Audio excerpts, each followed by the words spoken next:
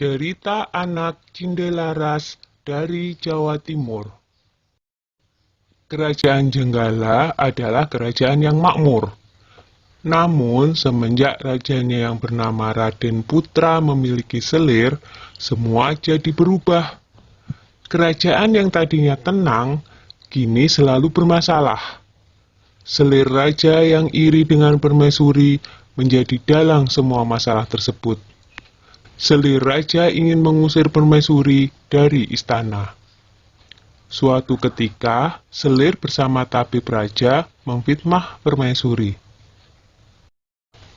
Maaf Paduka, seseorang menaruh racun ke dalam minuman selir. Tidak ada pelayan Paduka yang berani masuk ruangan ini kecuali permaisuri, kata tabib dengan meyakinkan. Raden Putra sangat terkejut dan marah mendengar itu. Ia memerintahkan patihnya untuk membuang permaisuri ke hutan. Untunglah Sang Patih adalah seorang yang bijaksana. Ia sebenarnya tidak tega meninggalkan permaisuri yang sedang mengandung sendirian di hutan. Maafkan hamba permaisuri, hamba tidak punya pilihan lain, kata Patih.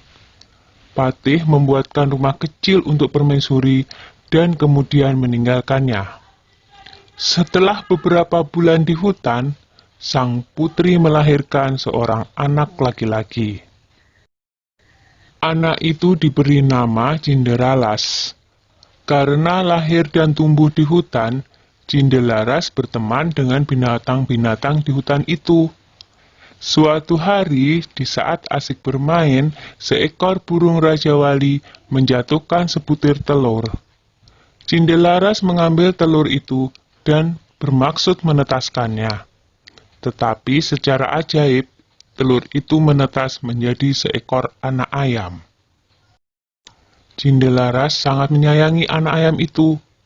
Kian hari, anak ayam itu tumbuh menjadi seekor ayam jantan yang gagah dan bersuara merdu. Kicauan seperti seekor burung yang tengah bersiul nyaring. Yang lebih mengejutkan adalah, setelah bersiul nyaring, ayam itu berkokok. Kukuruyuk! Tuanku adalah Cinderalas. Rumahnya di tengah rimba, atapnya daun kelapa. Ayahnya Raden Putra. Cinderalas memperlihatkan ayam jantan itu kepada ibunya. Ibu Cinderalas yang mendengar kokok ayam itu akhirnya menceritakan asal-usul mengapa mereka sampai berada di hutan. Mendengar itu, Cinderalas bertekad mengungkap semua kejahatan selir raja ke istana. Aku akan ke istana, Bu. Aku yakin kebenaran akan menang, dan kejahatan akan mendapatkan hukuman yang setimpal. Setelah diizinkan oleh ibunya, Cinderalas berniat pergi ke istana membawa ayam jantannya. Dalam perjalanan, ada beberapa orang yang sedang mengadu kokok ayam mereka.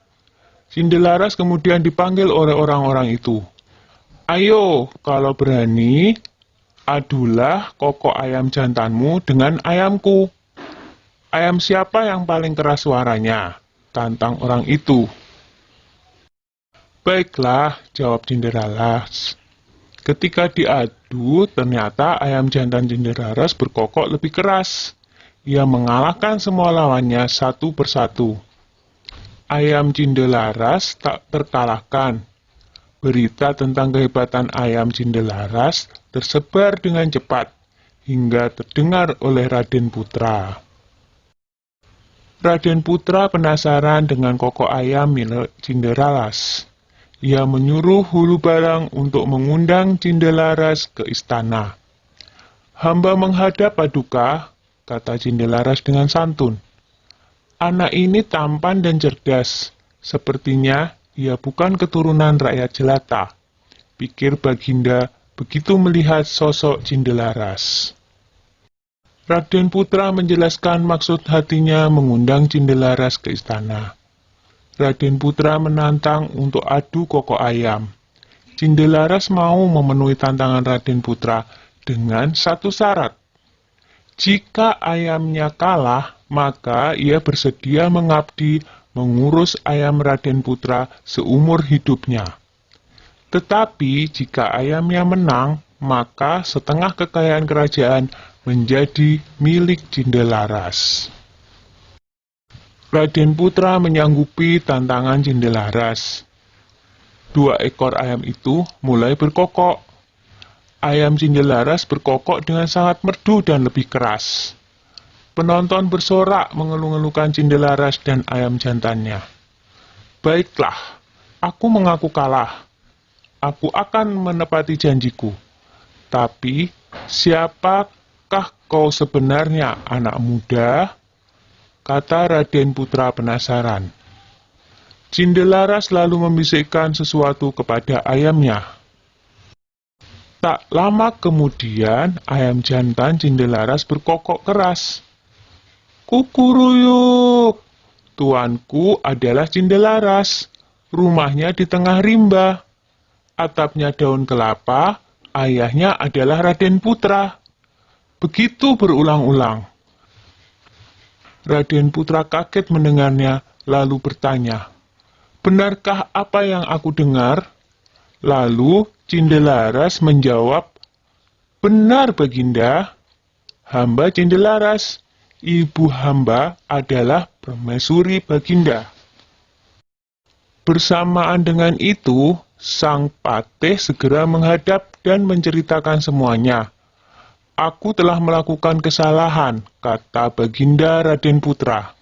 "Aku akan memberikan hukuman yang setimpal pada selir dan tabibku yang bersekongkol dengannya." Lanjut Baginda dengan murka. Kemudian selir pun dibuang ke hutan. Raden Putra memeluk anaknya dan meminta maaf atas kesalahannya selama ini. Raden Putra dan hulu balangnya segera menyambut permaisuri di hutan. Akhirnya, Raden Putra, permaisuri, dan Cindelaras berkumpul kembali. Setelah Raden Putra tiada, Cindelaras menggantikan kedudukan ayahnya dan memerintah dengan adil dan bijaksana. Dah ya cerita Cindelarasnya. Jumpa lagi.